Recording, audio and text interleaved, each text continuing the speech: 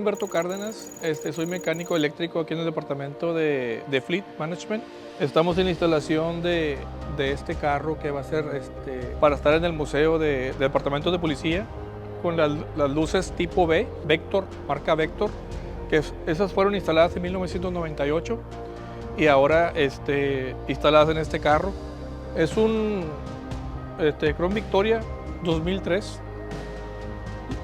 Las luces, la consola de las luces, el motor quedó original de agencia, sigue siendo el carro original, ¿verdad? Con el paquete de Polish Package que le llaman.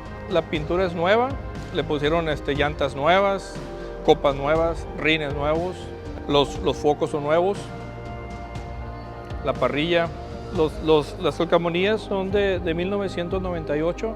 El tipo del departamento de policía que se usaba en aquellos años, que creo que ahorita todavía en Nueva York se sigue usando este tipo de patrullas.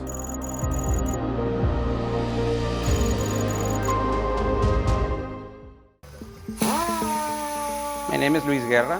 I'm the proud owner of this shop. I've been doing auto body and collision repair for over 30 years already.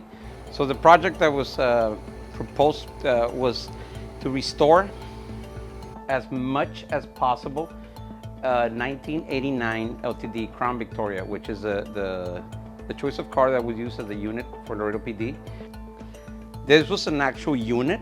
It was a unit that was used, and we had the task of removing the carpets, the whole doors were removed, the trims. These doors were a little bit different than any other door. On the outside, they are white, but on the back, they are supposed to be blue. So